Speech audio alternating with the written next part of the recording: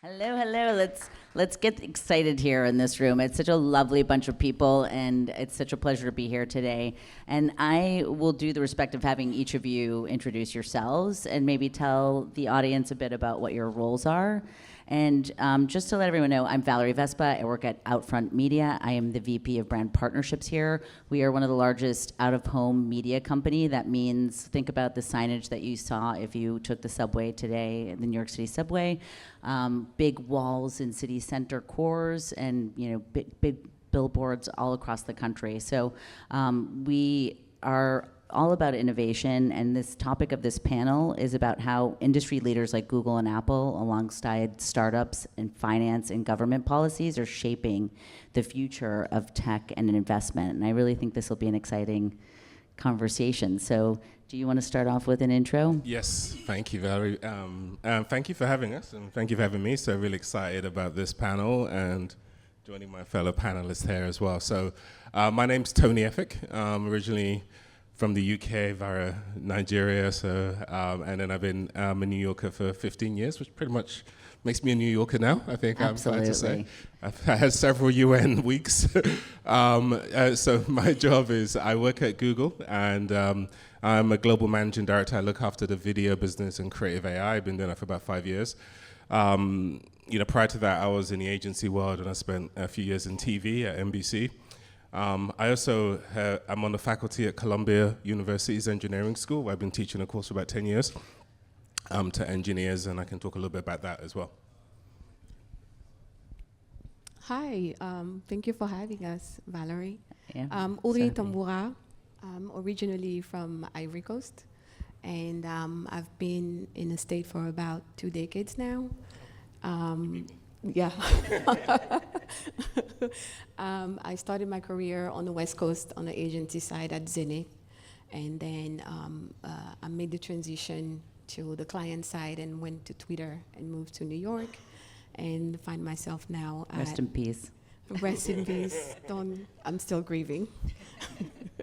And made my way to Citi on the global brand and advertising side, overseeing all of our global campaign and talking about our social impact history and what we do to support not only businesses but also individuals. So yeah. Yeah, thanks again, Valerie, and thanks everyone. My name is Charles Alade, originally from Nigeria, and career-wise, I've been, actually I started career in South Africa with an experiential marketing agency called EXP Marketing now. And at some point, I transitioned into the West African market to kind of lead the regional expansion. I started with experiential marketing as my, initial, area of focus. Then I moved into core strategy and trends. Have been at Mullen Lowe as the managing director for Active Blue, which is a subsidiary of Mullen Lowe. I was the head of pioneering head of client services for at some point a major experiential marketing agency and a subsidiary of EXP. I led that as the regional group client services director. Then I moved into corporate America. So I've been at Best Buy leading transformations when it comes to marketing and how we are able to kind of scale marketing with consumers and of course with the digital space.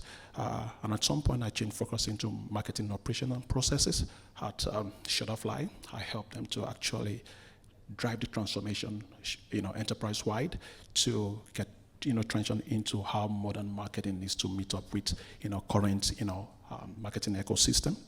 My last place was PayPal, and again I led the transformation of PayPal to really align the global marketing and operational transformation teams to get after that single unifying goal of the business when it comes to the marketing lenses. Over these years, I've seen that there's a huge gap in marketing, right? That culture has to lead. And that's what brought me into my current focus, which is keeping me busy at Masquerade.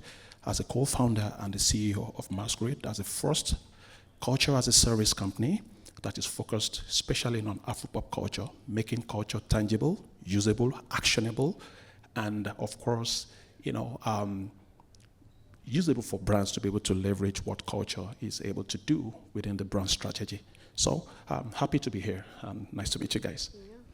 That's a great intro, and kind of lends me to the next question that I have for you guys. And this is sort of like a broad, like, let's just get warmed up here. So when you hear the words tech, investment, and future, what does that mean for your current role today? Do you want to start, Charles? Yeah, so current role today, when you look at what we are focusing on culture tech, I can say that, like I mentioned, culture as a service. Technology needs to take a role in culture, which may be able to power culture to where we need to get to.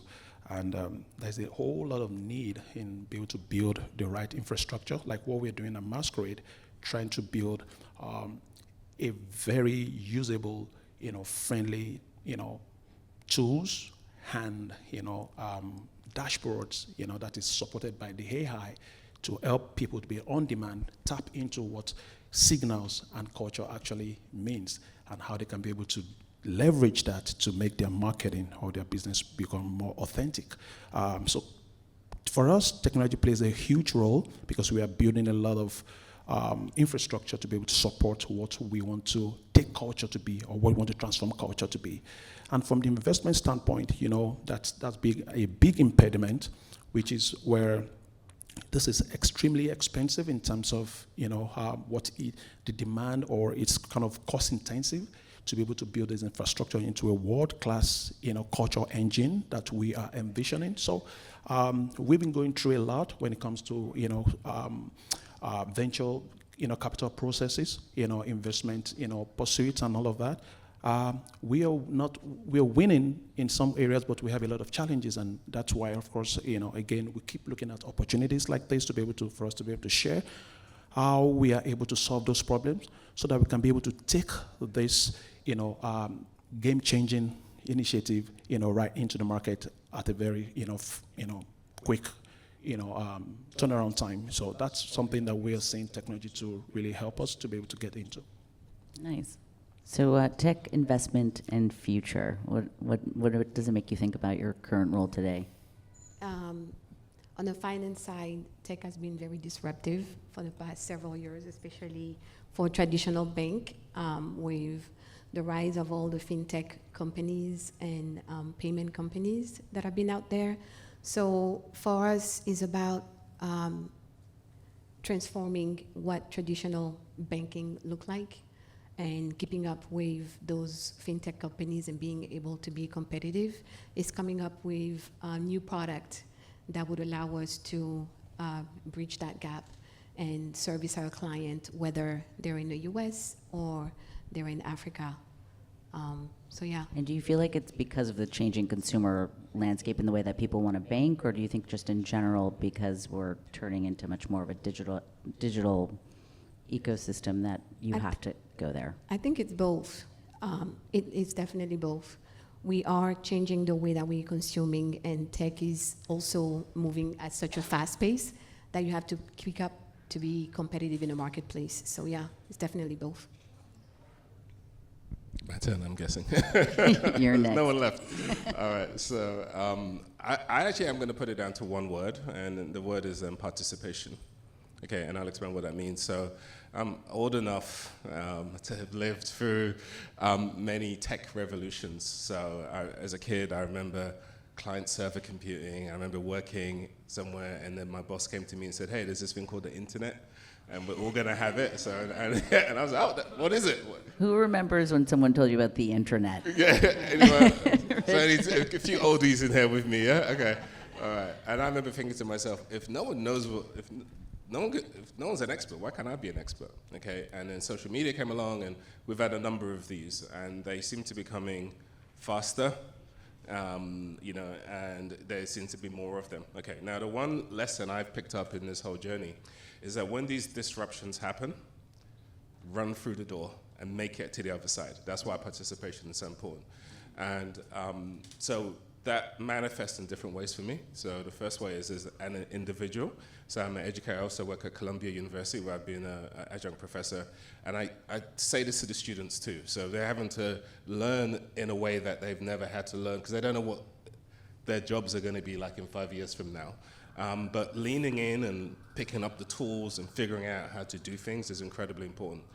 I think when I also wear my other hat, which is my day job at Google, I look after small and medium businesses globally in video and creative AI. And a big part of what I do is about democratizing the technology of AI so small and medium businesses can use this technology. So they too can participate. You don't need to be a giant company to be able to be on YouTube, to make videos, to engage with creators. So participation is the word there. And then I'm also a member of something called the Black Angel Group, where I'm a limited partner and an angel investor. We invest in small, medium companies, and there's about 200 or 300 of us. And again, both on the angel side and on the investee side, again, the word is participation. So why isn't there higher participation in all of this? And the issue is fear. Okay, so people are super worried about this, and the fear overcomes the actual opportunity, but the only way across fear is actually to kind of get your hands dirty and then start to do this, because this promises to be the most fundamental change that we've seen in an incredibly long time in our economy. So there are going to be people who know how to do this stuff, and there are going to be people who don't. And it's going to be that stark. So participation, I think, is my one-word answer with many words to support it. I love that. And just to follow up to that, a lot of people are, in fact, trying to figure out how do they get themselves involved in AI for either new jobs or as part of their existing job. How did you segue into the role that you're in? And what do you think, if you were to, tell people to apply certain things to get themselves to that place, what would you recommend? Yeah, ironically, I've been in this role for 5 years, so the role wasn't, when I came into it, the focus of it wasn't AI, although automation was a central part of how Google works for a very long time. In fact, there's a statement from 2016 about Google being an AI-first company. So this has been a long time coming, but obviously the last few years have been a massive acceleration in that with ChatGPT and Gemini, which is our large language model. But prior to this, I spent 20 years in the agency world, around the world. So I was a strategic planner, running planning teams in major agency groups. And then I worked in TV for about 5 years at NBC Universal, not far from here.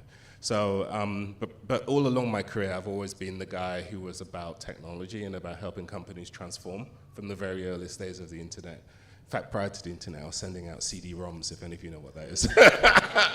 So, You are aging yourself, I'm sir. outing myself in a big way here. Yeah. So, Charles, as sort of a startup founder, how do you compete in a space that's dominated by the likes of Google and Apple? Yeah, so listening to Tony, I've really picked some similarities in what we are going through on a smaller scale, and of course participating within this space. So some of the things that we're seeing basically is the power of the infrastructure. We also are trying to ensure that we democratize access to over 1 billion humans that a lot of brands, businesses, and entities does not understand what is driving them. And to get to that space, it's been a lot of challenges when it comes to all that requires in terms of infrastructure, in terms of funding. Again, I go back to investment. But the future is clear for us, because that's actually the future of when it comes to how do brands, government entities, and even all our key stakeholders are able to understand humans, not from a consumer perspective, but from human perspective. So we are trying to change the fact that businesses and brands needs to move them away from psychographics and demographics. We are trying to move them into human truths, because data has been commoditized, and we feel that data does not even have any meaning anymore. So we are kind of doing a dirty job here to ensure that we lead and we champion that change, game-changing solutions, right? We have access to some of our reports. If you look at some of our reports, it's something you cannot find anywhere, because it is rooted in human truths. Data, AI is helping us with speed, but it is with human researchers, getting real truth from humans on what is pop. So, I see participation as well as something that really resonates with what we're going through. And of course, we have a lot of help and need to be able to deliver this, major responsibility that is, lying with us. Yeah, to add to what Charles is saying, I would also say that in this new technology environment, it's not necessarily about competing with one another, Yeah. but also partnering with one another, using tech to build those platforms and to build those infrastructure that would help the companies. The best example that I can come up with is Flutterwave, and I think you know about Flutterwave. Is this platform that has been built in Africa to kind of create, it's a Nigerian fintech company that kind of create this ecosystem that is missing, that the banks are not able to fill, and to kind of bridge the gap between the underserved and the underbanked, and people in the financial sector, whether it's businesses, whether it's individual. It helps people process their payment, host their website for e-commerce, bridge the gap with mobile wallets in a lot of areas that don't have access to bank and technology, and make sure that those people are part of the ecosystem, the financial ecosystem. So I would say partnership is the key word here for me. Yeah, that's great. That was actually one of my questions for you. What other, when you have these partnerships, like how do you market them to, do you envelop these startups, or do you just partner with them, or how does that work? It depends on the type of partnership. We have a partnership with MasterCard. We have a partnership with some of the MDIs here in the US.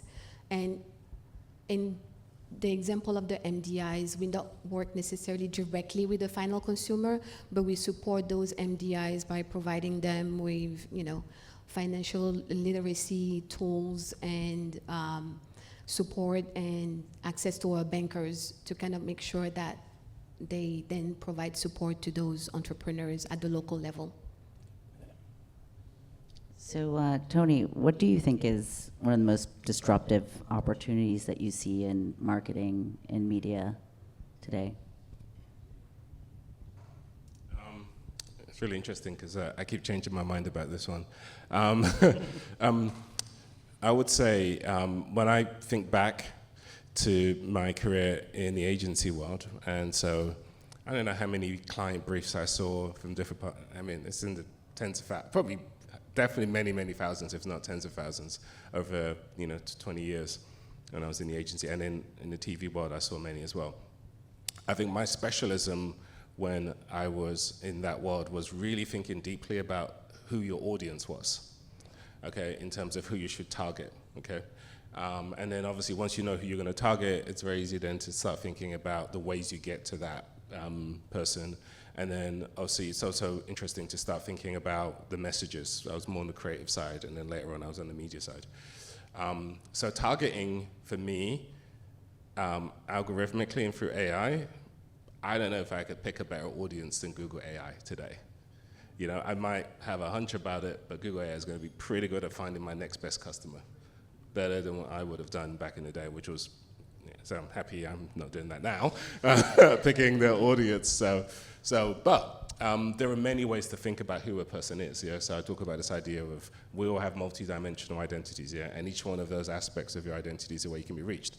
So I'm of a certain age. I support Arsenal Football Club. I live in Brooklyn. There's a bunch of different ways that I will appear in data for you to kind of reach me. But still, the algorithms are going to be really good at that.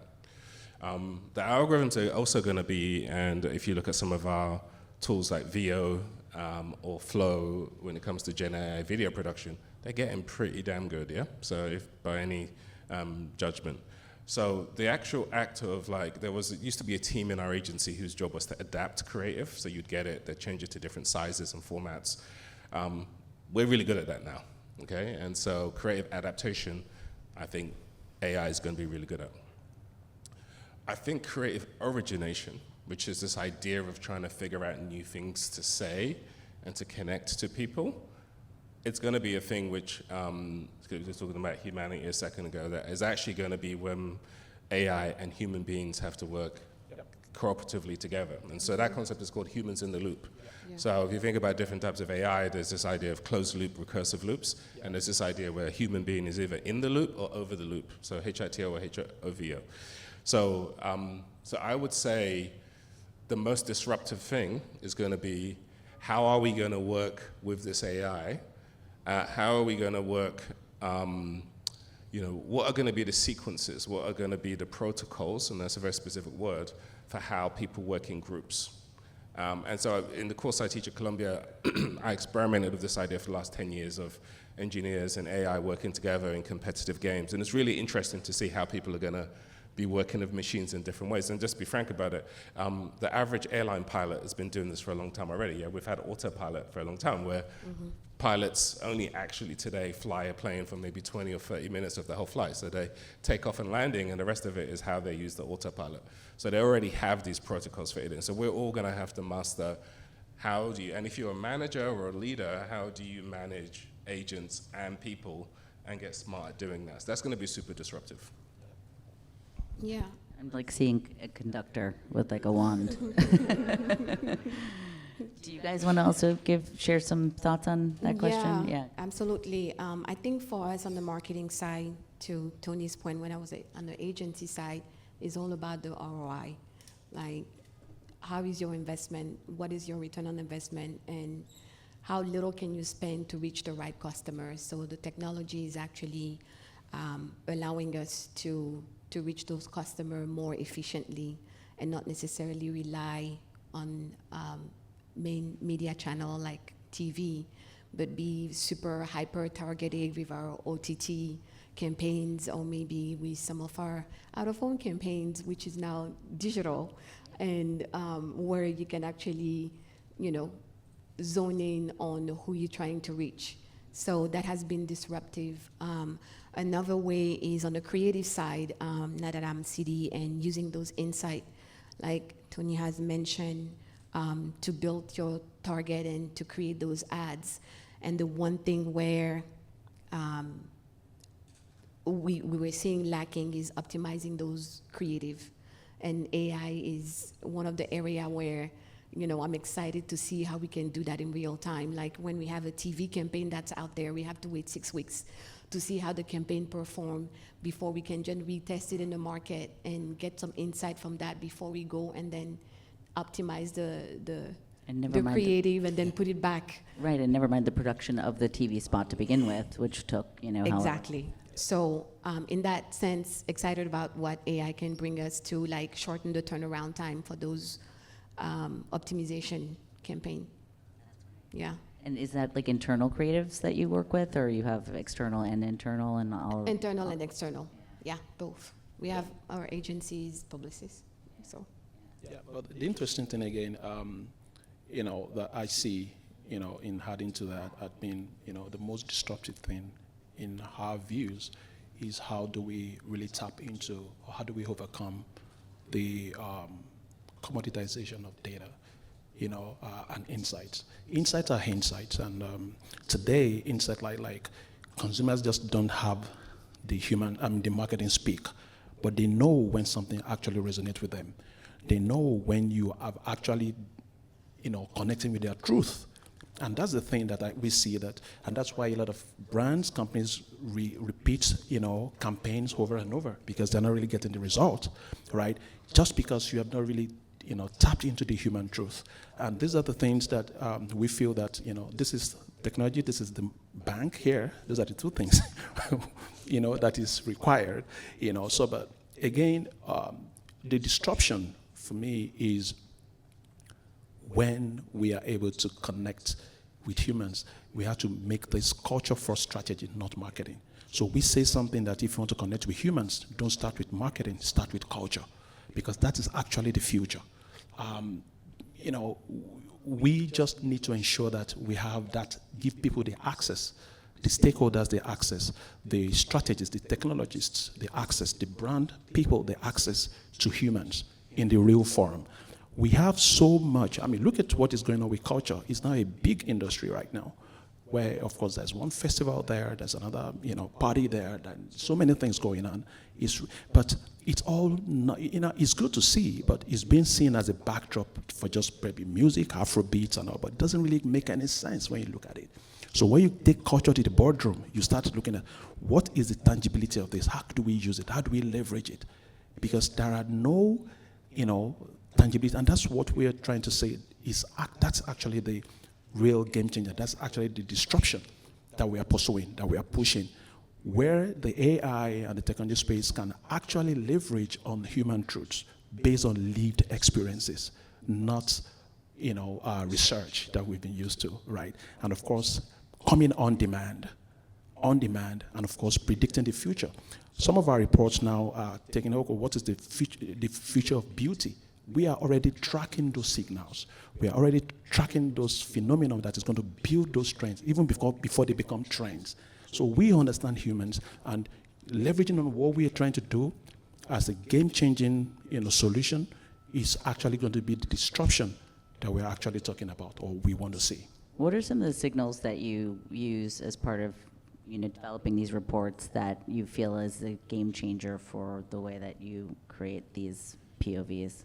Yeah, it's ensuring that we have people really relating with people. You don't want to do what we see today is that you send questionnaires out to people. People are really ready to give you the answer you want to get. But the truth is that we have people that are able to get the truths, how people behave, why people are doing something before they happen. And we have the data that we are able to collect that on an ongoing basis. So this is an aggregate of data, that we see. If you go to Google, it gives you, your result, but they don't have meaning and context. So we aggregate this data and turn them into a meaningful, a contextual, an actionable, report that makes you, able to take actionable insight that is out of human truths. So first, human researchers.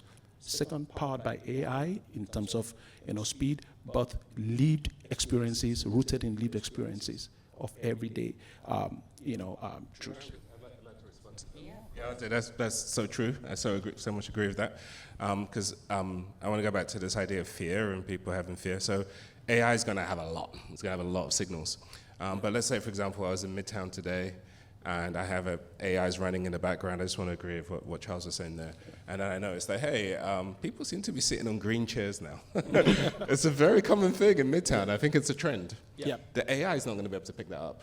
And so if that's a trend and you see it first, then what you then do is that you take that human truth or that cultural truth, and then you put it into the system, and then you can create, and then it goes through the next loop and the next loop.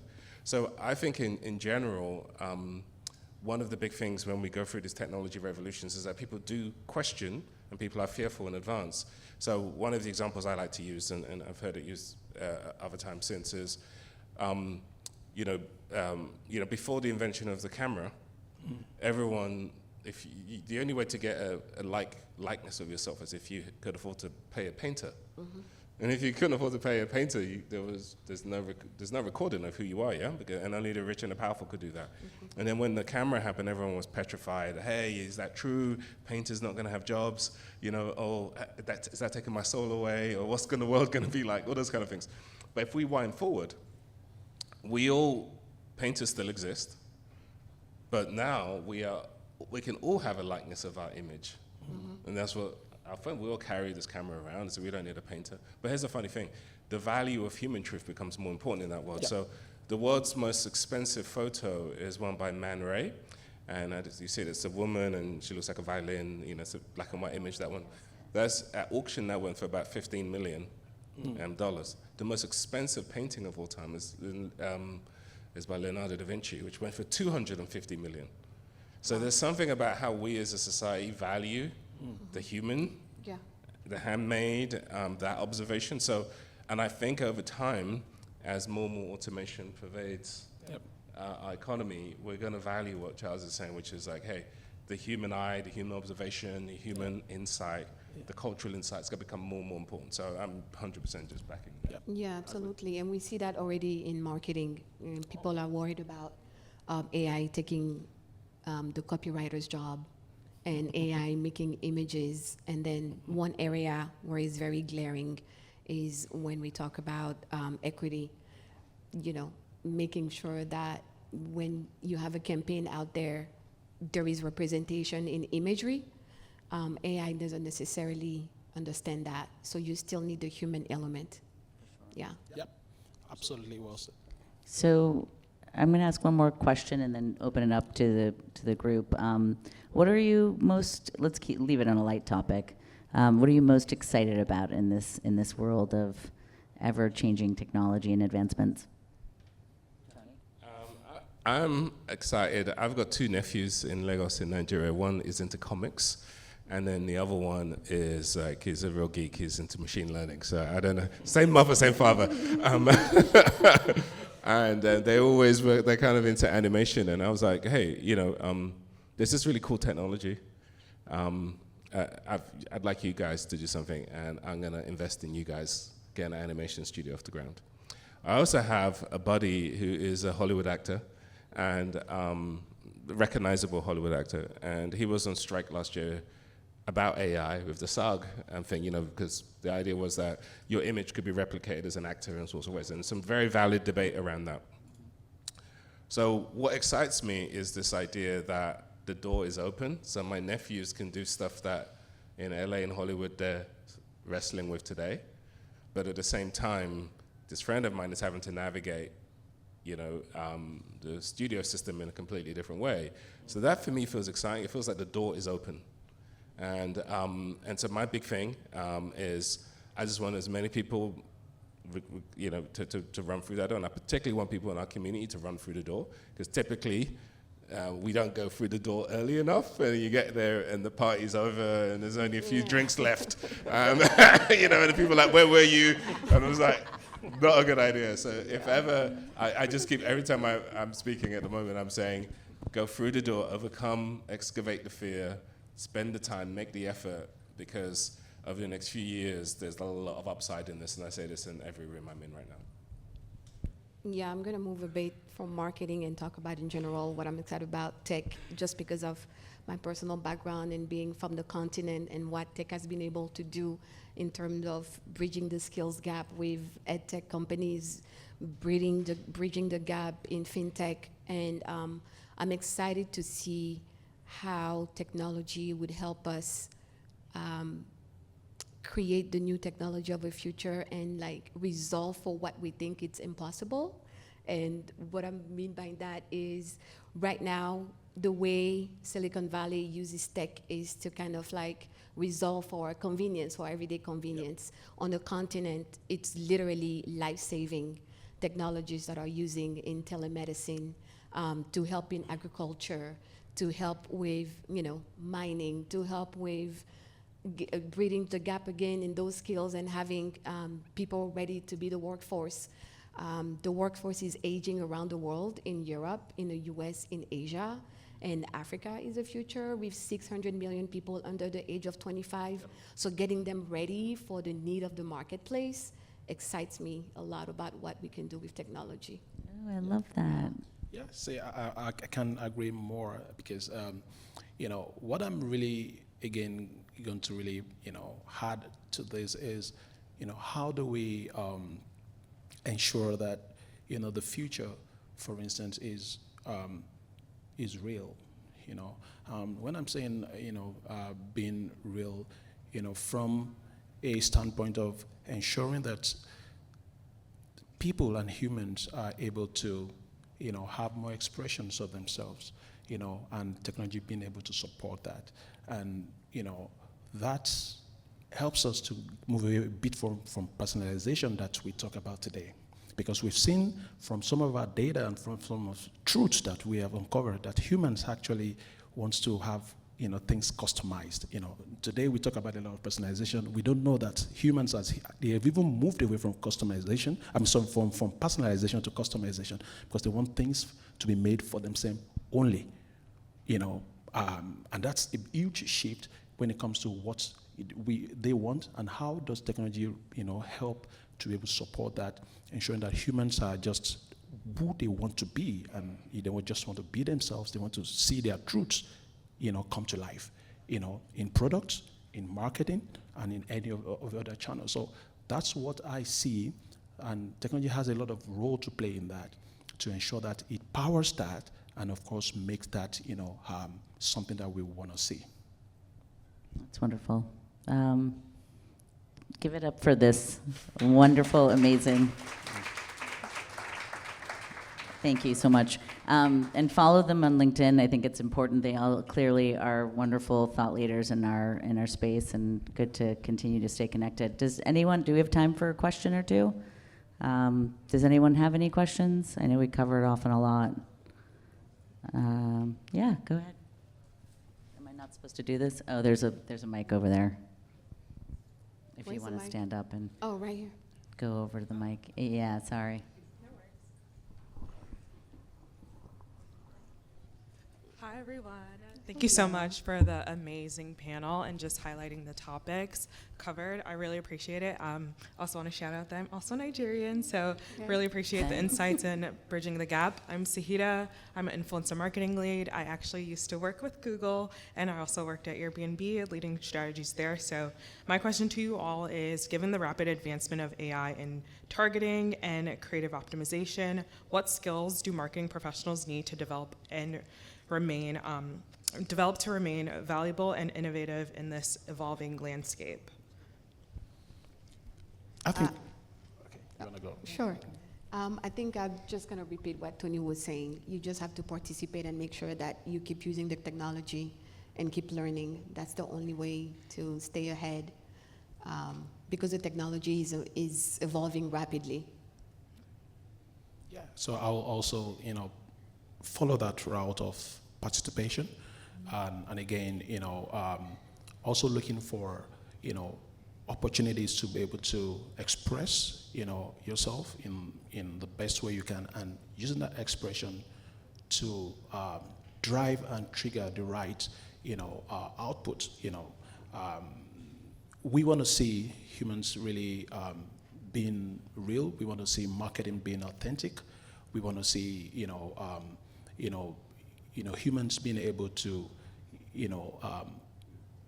interact with the AI, we kind of the trend of what we're seeing in technology, and to be able to empower and ensure that we turn this world into a culture first, economy from an economic standpoint, but from a community standpoint. We want to have a community that humans are able to actually, see themselves play a role within, giving the right input into technology and ensuring that we are able to, get an output to be able to advance, a lot of things that are important within the economy, within the global economy. So that's what I'll add to that. Yeah, I'll build on that. So yes, to participation, but I think even more specifically than that, the idea of human truths, insights, and being a very keen cultural observer, seeing things that the machine and the system can't see. So things that are really at the heart of who we are as people, or within a subculture. I'd say the second thing is having a strong point of view about creativity and what it means to participate in the culture. So in terms of content creation, sounds like you're already down that path as an influencer. And then I would say... I'm an influencer marketer. Influencer marketer, okay, sorry. I'm on the behind the scenes side. Oh, got it, sorry, okay. Yeah, I think those are just two things, yeah. Well, thank you so much. Yeah.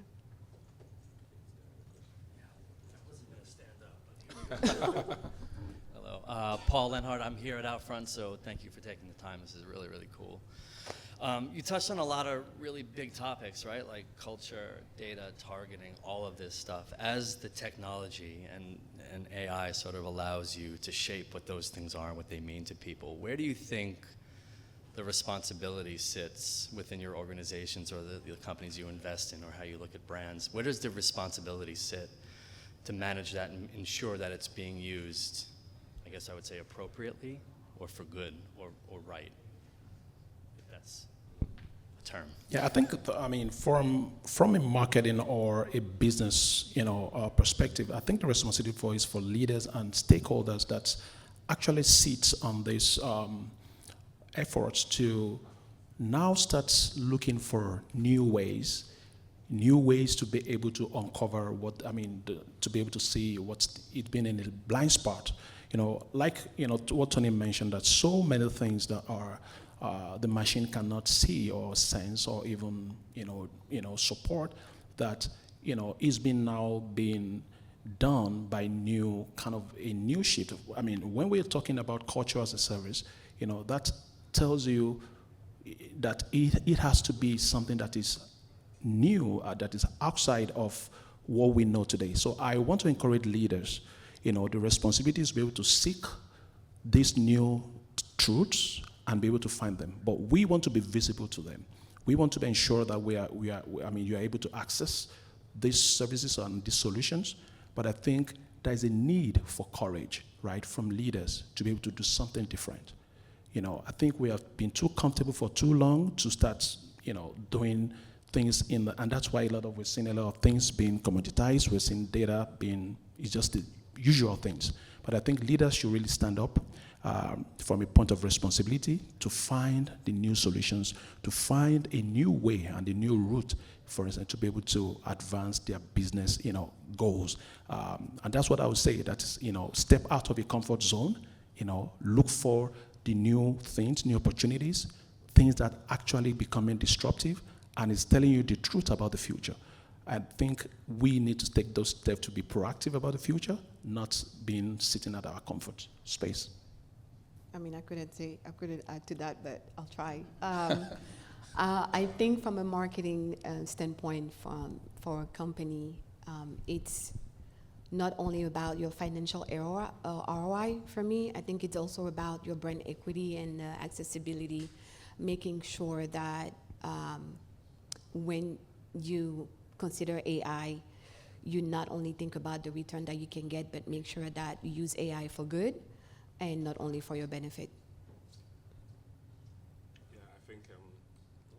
I think there's so many different levels you can answer this question at. So I'm going to hit some of the levels here. So responsibility is a funny thing. You say who's the responsibility with, and typically we all think it's somebody else's responsibility. That's what my kids told me anyway. It wasn't me, it was your fault. Yeah. So there is a role for government, and every government around the world has to make a decision around, and in fact in the US, every state is having to increasingly make decisions, and they should lean into that and do what they're supposed to do. Yeah. There's obviously a responsibility for every company or even every agency I work with is having to come up with some kind of a policy for how they're going to navigate this space. Every company should have that. At Google, there is a team whose whole job is responsible AI. Okay, and there is a manifesto, it's publicly available, you can all read about it. I'm not in that team, so I'm not speaking for them. But just to give you an insight about how seriously it is taken. So everyone initially associated AI with ChatGPT. And the T in ChatGPT stands for transformer. Okay, and transformer, the actual technology, which is a machine learning algorithm, was written and invented at Google many years before. But Google didn't want to launch it until Google was 100% happy with all of the repercussions and all of the consequences, the second, third order things. So they're incredibly careful, so I'm not in that team. So I can only kind of have an outsider view about how they think about it. But I know that every time we launch something, I can't tell you, sometimes it's painful, how many steps and kind of like modifications and variations and versions it has to go through. So, but here's the thing. To my point, responsibility is a two-sided thing.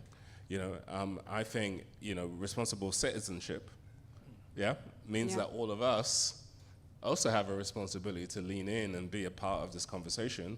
Yep. We can't essentially delegate or defer that to other people to decide for us. Because if you're uninformed, we know what happens when you're uninformed. Yeah. So I think that's why I go back to participation. And I think that, so if you think about it at those multiple levels, we all have some responsibility. But yes, there is an extra responsibility for technology platforms in this space. And they're all responding slightly differently.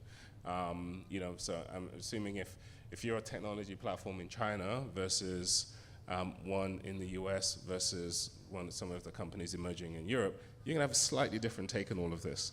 So we as citizens should be engaged and sharing our points of view with everyone that is listening.